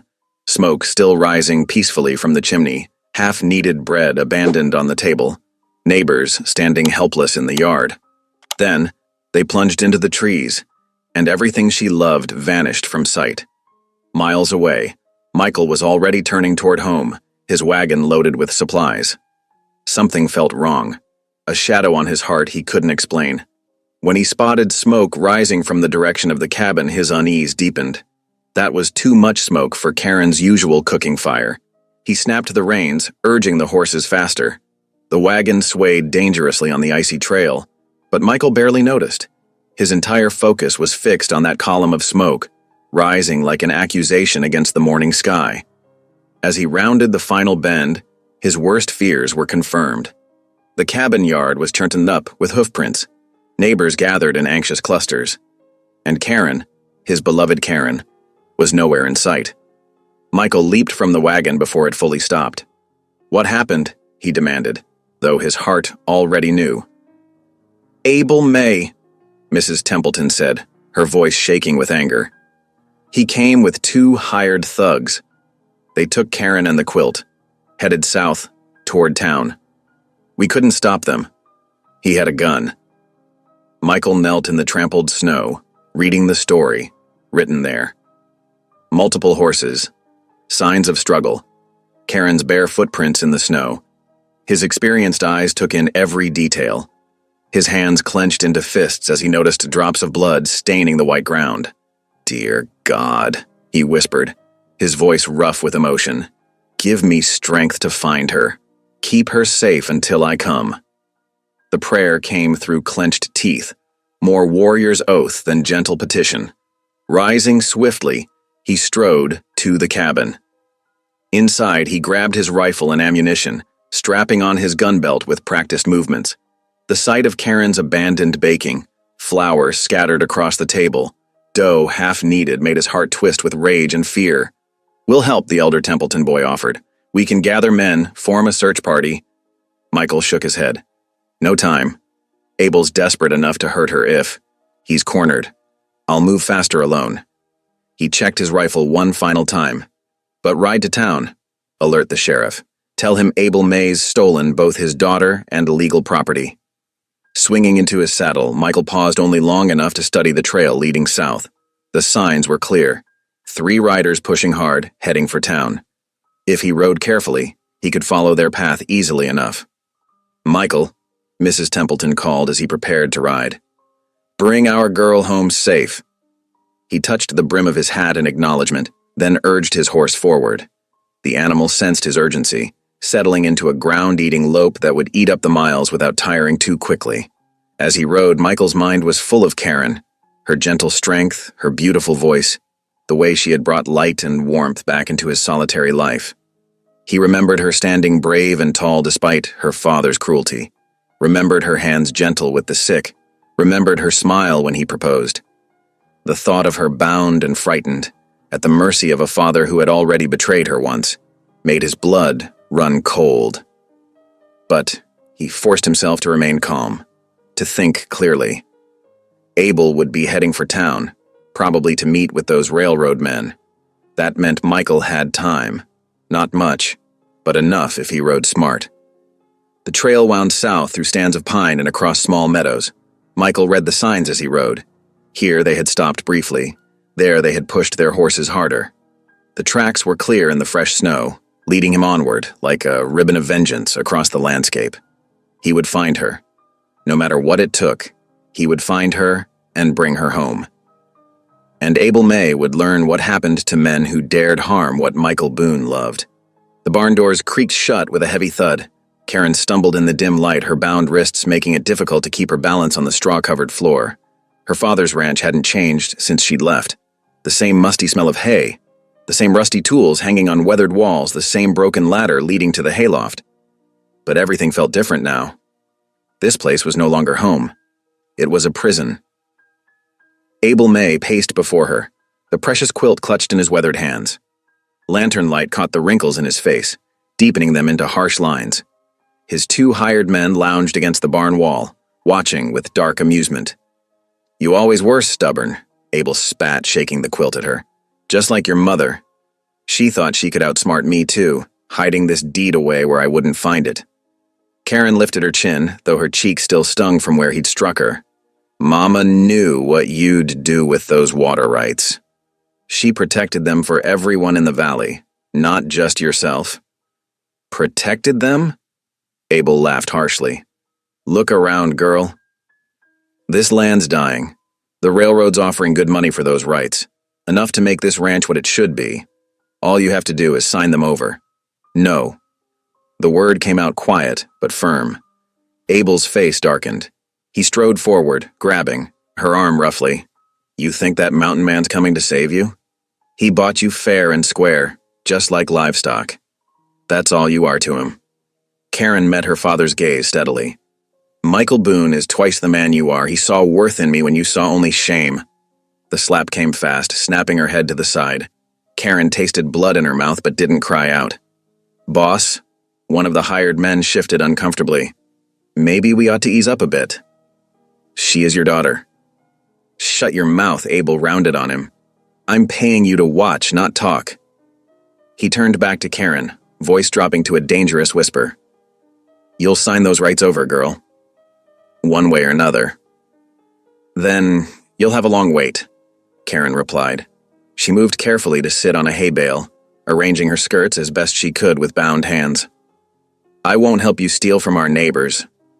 Abel cursed, storming toward the barn doors. "We'll see how stubborn you feel after a night in the cold. No food, no water until you agree to sign." The doors slammed shut. Karen heard the heavy bar drop into place, followed by her father's boots crunching away through the snow. The two hired men remained outside. She could see their shadows moving past the cracks in the weathered boards. Darkness crept through the barn as the lantern burned low. Karen shivered, but it wasn't just from the cold. Her head ached where it had struck the table and her wrists were raw from the rope. But worse was the knowledge that her father would do anything to get those water rights. The railroad's money had poisoned his mind even more than she'd feared. As night deepened, coyotes began their mournful chorus in the distant hills. Karen closed her eyes, remembering peaceful evenings in Michael's cabin, the warmth of the hearth, the gentle way he looked at her. Would he find her? Could he even track them through the snow? Almost without thinking, she began to hum, softly at first, then with growing strength. The old hymn rose clear and pure in the darkness. "Amazing grace, how sweet the sound that saved a wretch like me." Outside, the hired men stirred at the sound of her voice carrying through the night air. One of them muttered something about giving me the creeps. But Karen kept singing. The melody strengthened her, reminded her that she wasn't alone. God was with her, even here. Miles away, Michael Boone knelt in the gathering dusk, studying broken branches and trampled snow. The trail was clear enough. Abel's party hadn't bothered to hide their passage. They'd pushed their horses hard, heading straight for the May Ranch. Michael's own mount stood quietly behind him, steam rising from its flanks. He'd pressed the animal as much as he dared, knowing he'd need its strength for whatever lay ahead. Now, as darkness fell, he knew he had to make camp or risk missing vital signs. Finding a sheltered spot beneath towering pines, Michael quickly made a minimal camp. No fire. He couldn't risk the smoke being spotted. He ate jerky and hard bread, letting his horse rest. Every muscle in his body ached to keep riding, to find Karen now, but experience had taught him the value of patience in tracking. Wrapped in his coat, Michael knelt in the snow. "Lord," he whispered, "watch over her tonight. Give her strength. Help me find a way to bring her home." The stars wheeled overhead as he dozed fitfully, always alert for any sound. Near midnight, he thought he heard singing carried on the wind, faint and far away, but achingly familiar. His heart clenched, knowing Karen was calling out in the only way she could. Dawn found him already mounted and moving, reading the sign with practiced ease. The trail led him to a ridge overlooking Abel May's ranch. Michael lay flat in the snow, studying the layout through his rifle's scope. The ranch sprawled across a small valley, house, barn, corrals, and outbuildings. 2 men stood guard near the barn, rifles ready. Another patrolled the house porch where Abel May paced restlessly. Michael counted at least 6 horses in the corral. Abel had brought in more men during the night. A frontal attack would be suicide. Even if Michael was the better shot, he couldn't take them all before they killed him, or worse, hurt Karen in retaliation. No, this would take cunning rather than force. Easing back from the ridge, Michael retreated into the shelter of the forest. His chest ached where he'd been slammed against the wagon during his desperate ride, but he ignored the pain. Physical discomfort meant nothing compared to what Karen must be enduring. He studied the terrain carefully, noting approaches, blind spots, patterns in the guards' movements. Abel May was no military man. His defenses had weaknesses. Michael just had to find the right one and wait for his moment. Settling into a hidden observation post, Michael began his vigil. He thought of Karen's smile, her quiet strength, the way she'd brought life back to his empty cabin.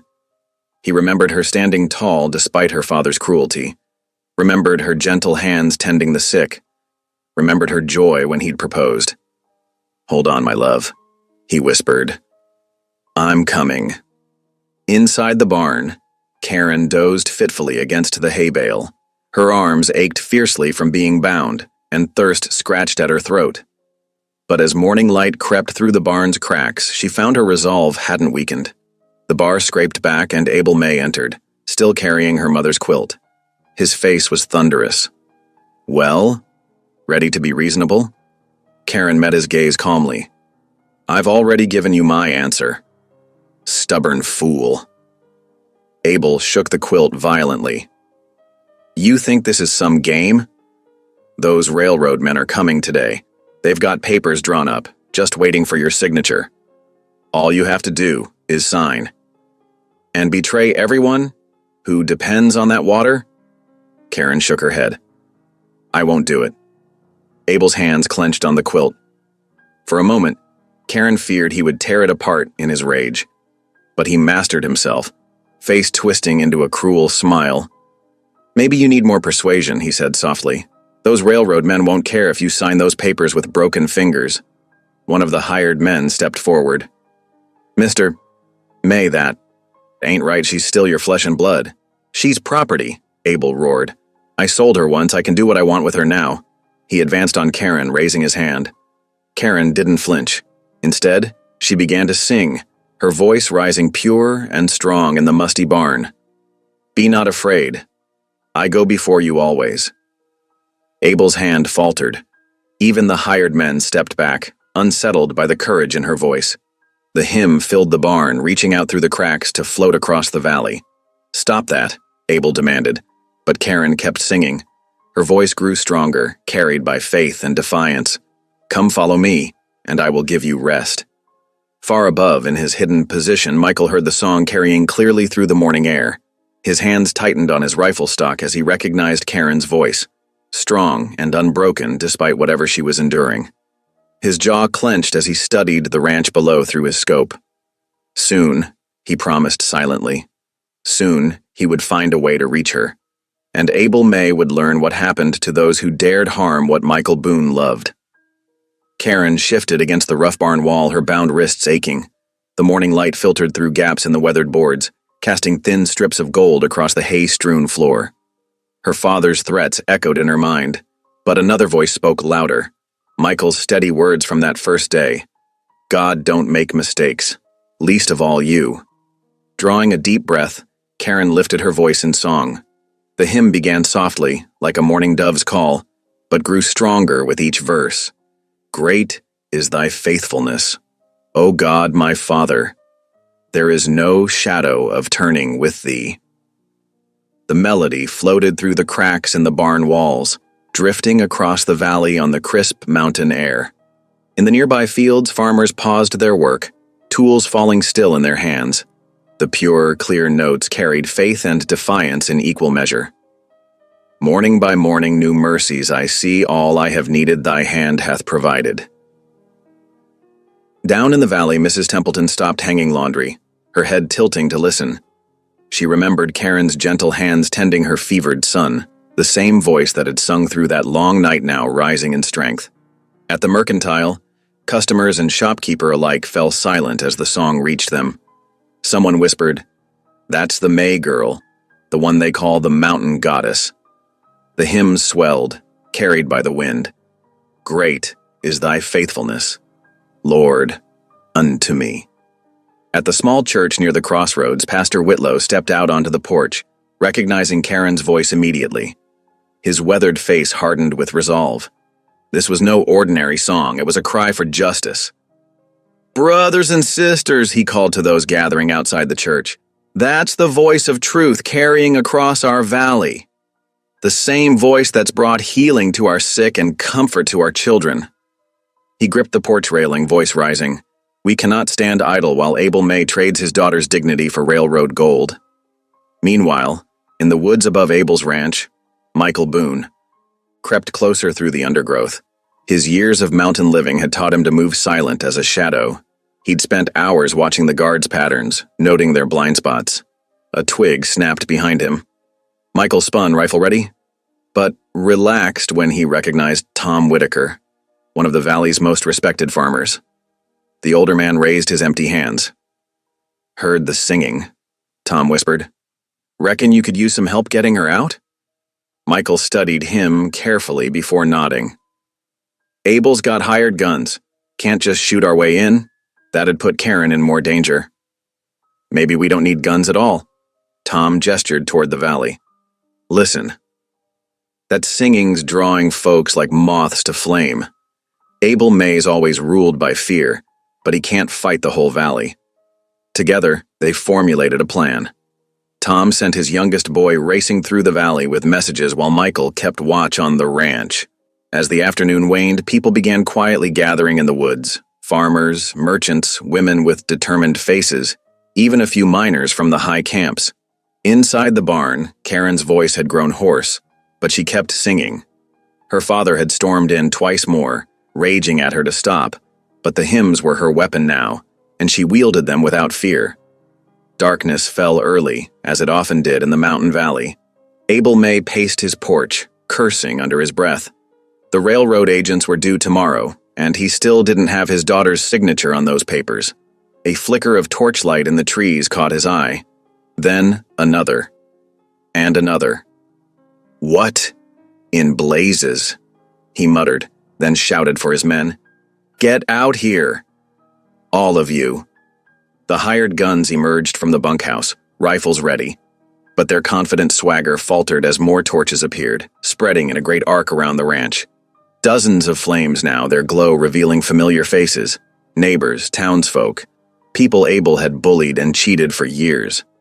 "This is private property," Abel roared, but his voice cracked. "I'll shoot any man who takes one step closer." From the darkness between the torches, Michael Boone stepped forward. His rifle was slung across his back, his empty hands raised. The firelight caught his scars, making his face look carved from stone. "You won't shoot anyone, Abel," Michael said quietly. "Your time of ruling by fear is done." "She's my daughter." Abel's face twisted with rage. "I sold her fair and square." "No man has the right to sell God's children." Pastor Whitlow's voice rang out as he stepped up beside Michael. "The Lord made Karen May to be a blessing to this valley, not a bargaining chip for your greed." More voices joined in, calling out from the torchlit crowd. "She saved my boy's life." "Her singing brings comfort to the sick." "She's worth more than your railroad money." Abel's hired guns exchanged uneasy glances. They'd signed on to intimidate a few farmers, not face down half the valley.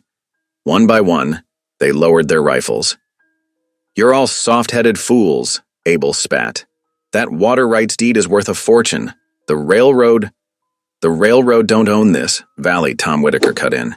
"And neither do you, Abel May.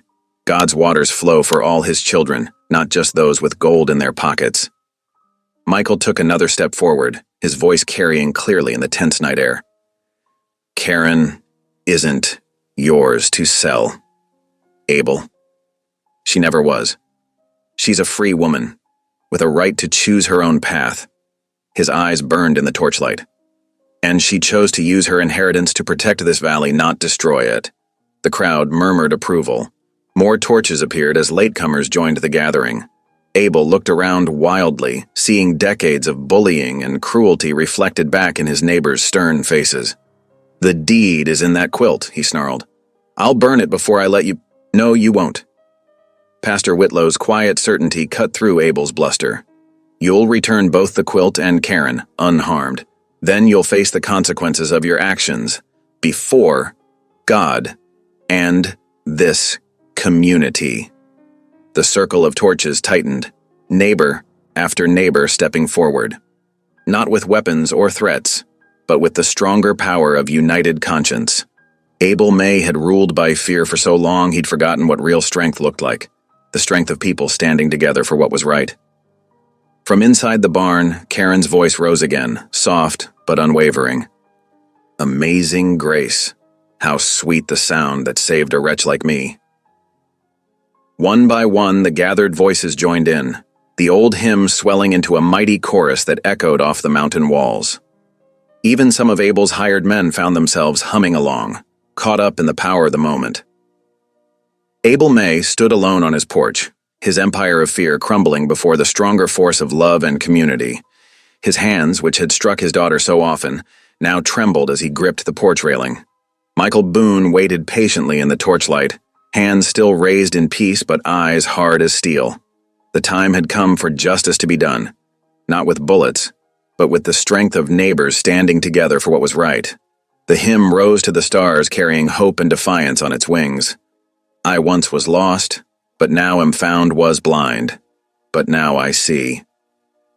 The torchlight cast dancing shadows across the snow-covered yard of Abel May's ranch.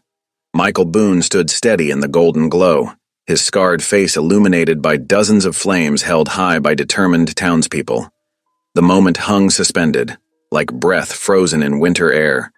With deliberate slowness, Michael unslung his rifle. The crowd watched, transfixed, as he knelt and laid it gently in the snow. Rising, he stepped forward, hands spread wide in the flickering light. "Abel," he called, voice carrying clear and strong across the yard. "You sold her as flesh, but she is no property." His words rang with quiet conviction. "She is a daughter of heaven." A murmur of agreement rippled through the gathered crowd. Women nodded, some wiping tears from their eyes. Men shifted their feet, remembering their own daughters at home. Mrs. Templeton clutched her shawl tighter, thinking of how Karen had tended her sick boy through the night. Abel May's face twisted with rage. His eyes darted wildly between the torches, counting his enemies. Sweat beaded on his forehead despite the cold. "Shoot them!" he screamed at his hired men. "What am I paying you for?" "Shoot them all." But his men stood frozen, rifles half raised. Karen's hymn still floated from the barn, pure and unwavering. The sound seemed to touch something deep in their hearts, something that money couldn't buy. One of the younger guns lowered his weapon entirely, taking a step backward. Pastor Whitlow moved forward to stand beside Michael. His white hair gleamed in the torchlight as he raised his Bible high. "There is a higher law than yours, Abel May," he declared. "God's law speaks of justice, mercy, and love. What father sells his child? What man trades his daughter's dignity for railroad gold?" The pastor's words struck home. Another of Abel's men dropped his rifle in the snow. Then, another. The clatter of falling weapons echoed in the tense silence between verses of Karen's song. Abel's face went from red to purple. "Cowards!" he spat at his retreating men. "Weak-minded fools!" But his voice cracked with desperation as his carefully built world of control crumbled around him. Spittle flew from his lips as he whirled and stormed toward the barn. The crowd surged forward in alarm, but Michael raised his hand, holding them back.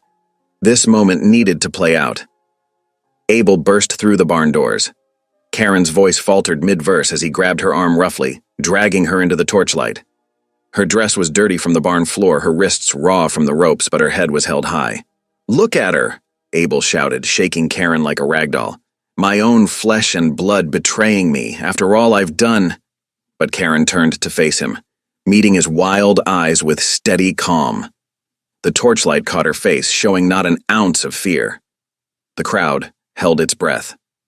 "I forgive you," Karen said clearly, her voice carrying to every ear in the yard. "But I will not obey you." The simple words struck Abel like a physical blow. His grip on her arm loosened as he staggered back half a step. You. He stammered, but no more words came. "I forgive the shame you heaped on me," Karen continued, her voice growing stronger. "I forgive the cruel words and the selling of my person. I forgive it all." She straightened her shoulders. "But I am not yours to command. I belong to God alone, and He made me exactly as I should be." Abel's knees buckled. The rage drained from his face, leaving him looking old and lost. His hand fell away from Karen's arm as the weight of years of cruelty finally broke him. The gun slipped from his other hand, falling harmlessly into the snow. The crowd moved forward like a wave. Tom Whitaker and his sons quickly secured Abel's dropped weapon. Other hands gently supported Karen, wrapping a warm shawl around her shoulders. Mrs. Templeton hurried forward with a cup of water. Abel May sank to his knees in the trampled snow, all his power and bluster gone. The man who had ruled the valley through fear now looked small and broken, destroyed not by violence but by the stronger forces of love, courage, and community. Michael stepped forward and carefully untied Karen's wrists. His rough hands were gentle as he examined the rope burns. "You're the bravest person I have ever known," he whispered. Karen's eyes filled with tears, but she smiled. "God don't make mistakes," she quoted back to him. "The quilt," she said suddenly, looking around. "The deed." "Here," called a voice, and one of Abel's former hired men stepped forward, holding the carefully folded quilt. "Found it in the house." "Didn't seem right, him taking it from you." He handed it to Karen with an awkward bob of his head. Pastor Whitlow raised his hands for attention. "Brothers and sisters," he called out, "we've witnessed God's justice tonight. Not through force of arms, but through the power of love and the strength of community." He looked around the circle of faces. "Let us remember this. No one stands alone in this valley. We rise or fall together." The crowd murmured agreement. Someone started singing one of Karen's hymns, and others joined in. The sound swelled in the cold night air, a balm of healing after so much pain. Abel remained on his knees, shoulders shaking. Whether with sobs or rage, no one could tell. Two of the town's senior men stood guard over him, but there was no fight left in the broken rancher. His empire of fear had crumbled before the stronger power of forgiveness and united conscience. Karen stepped forward, still wrapped in the borrowed shawl, her mother's quilt clutched close. The deed that had caused so much strife was safe in its hidden pocket. But that seemed less important now. She looked at her father, seeing him clearly perhaps for the first time, not as the terrifying giant of her childhood, but as a small bitter man who had lost his way. "The water rights will be used fairly," she said quietly. "For all the valley's people, not just for profit." That's what Mother would have wanted. She paused, then added, "You're welcome to stay and work beside us, Father, if you can find it in your heart to change." Abel didn't respond. His face remained buried in his hands, his shoulders slumped in defeat. The mighty Abel May, who had ruled through fear for so long, had been undone not by bullets or fists but by his daughter's gentle strength and the power of community standing together. Michael moved to Karen's side, his quiet presence supporting her. The torchlight caught his face, and for the first time many in the crowd saw past his scars to the goodness beneath. This was the man who had started it all with an act of kindness, buying a girl to set her free. Pastor Whitlow stepped forward again. "Let's get Karen somewhere warm," he said practically. "Mrs. Templeton, could you—" "She'll stay with me tonight," Mrs. Templeton said firmly. "My girls will be glad of her company." She put a motherly arm around Karen's shoulders.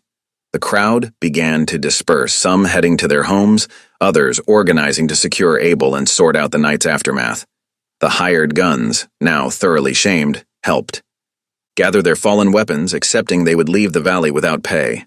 As Karen turned to go with Mrs. Templeton, she looked back one last time at her father. In the dying torchlight, she saw tears running down his face, the first she'd ever seen him shed. Something tight and painful in her chest loosened slightly. Forgiveness, she realized, healed not only the forgiven, but also the one who offered it. "I'll come by first thing tomorrow," Michael told her softly. His hand touched hers briefly, warm and reassuring. Karen nodded, managing a tired smile. The night's courage had drained her, but she felt lighter than she had in years. As she walked away between Mrs. Templeton and her daughters, her voice lifted once more in song, soft but clear in the cold night air. Behind her, one by one, voices joined in, carrying the old hymn's promise of grace across the snowy valley. Even one of Abel's men found himself humming along as he gathered his gear, touched by something he couldn't quite name. The torches winked out one by one, leaving the stars to watch over the changed valley. Abel May's reign of fear was ended, transformed not by force but by the greater power of love, courage, and community united in faith. The barn doors burst open with a thunderous crack. Karen emerged into the crisp night air, her dress dusty and her cheek bruised, but her voice carried strong and clear across the yard. The hymn that had drawn the town to her aid still flowed from her lips, unwavering and pure. Michael rushed forward, gathering her into his arms. She melted into his embrace as cheers erupted from the gathered crowd. Tears streamed down both their faces as they held each other tight, relief and joy mingling in the cold night air. Pastor Whitlow stepped forward, raising the carefully folded quilt high above his head. The deed peeked from its hidden pocket, catching the torchlight. "Let all witness," he called out, his voice ringing with authority. "Karen May is the rightful steward of these water rights, granted by law and preserved by her mother's wisdom." The crowd burst into applause and shouts of approval. Two men led Abel away quietly, his head bowed, his swagger gone. Karen watched him go, then turned to Michael with wondering eyes. "You came without weapons," she whispered, touching his cheek. Michael smiled softly. "You showed me true strength lies in standing together, not in force." They mounted Michael's horse together, the precious quilt folded safely in Karen's lap. As they rode home through the starlit night, neighbors followed in wagons and on horseback, carrying pies, bread, and good cheer. The cabin glowed with warmth and welcome. Laughter rang from its walls, and music filled every corner. Where silence had reigned for so long, joy now made its home, transforming the lonely shack into something greater, a true home, blessed by community and love. Spring crept into the valley like a gentle awakening. The last patches of snow melted away, revealing tender green shoots beneath. In the weeks before the wedding, the entire community joined in preparation. Women gathered at the church, their needles flashing as they worked on Karen's dress, carefully incorporating her mother's cherished quilt into the design. On the morning of the ceremony, sunlight streamed through the chapel. The sun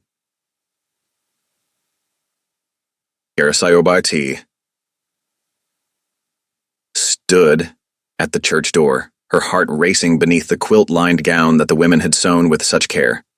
As she walked down the aisle, heads turned and smiles bloomed. Michael waited at the altar, his weathered face transformed by joy.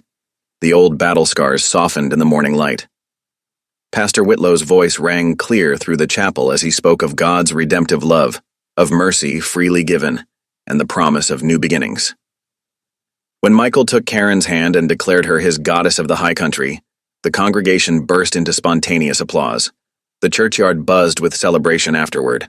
Tables groaned at a Kleitswanabomber contributed by every family in the valley. Children twirled and laughed in the spring sunshine while elder folk raised their voices in beloved hymns. Karen looked around at the faces of her neighbors, now family, and felt truly at peace in her own skin for the first time. As evening fell, she and Michael mounted their horse together. They rode home through the gathering dusk, married at last, the warm glow of their cabin's lamp beckoning them forward through the darkness. Weeks passed like gentle mountain streams, each day flowing into the next with quiet purpose. Karen sat at her desk each morning, carefully reviewing water requests from valley families. With wisdom and fairness, she ensured every homestead received their share, marking allocations in neat columns with her steady hand. Michael's hammer rang through the crisp air as he added room after room to their cabin. What began as a lonely line shack transformed into a proper home, complete with a wraparound porch and extra bedrooms for visitors. Children from nearby farms often appeared at their door, drawn by the promise of Karen's sweet singing and fresh-baked treats. One peaceful evening, Karen settled into the porch rocker, her voice lifting softly in song while Michael mended the split-rail fence. The setting sun painted the valley in gold, and her melody seemed to dance on the evening breeze. Inside their bedroom, her mother's quilt lay carefully folded on their bed, a testament to inheritance, struggle, and triumph. As darkness crept across the land, Michael set down his tools and joined her on the porch. He covered her hand with his calloused one, his voice gentle but firm. "You were never useless," he said. "You were always a goddess." Karen's eyes filled with grateful tears as she gazed across their flourishing valley. Warm lamplight spilled from their windows into the gathering night, and laughter echoed within the walls of their home, no longer lonely, but filled with faith, love, and the promise of tomorrow. Thank you for listening. Stories connect us in the most unexpected ways. If you felt that spark today, make sure you're subscribed. I share a new one daily, and the next might change your day.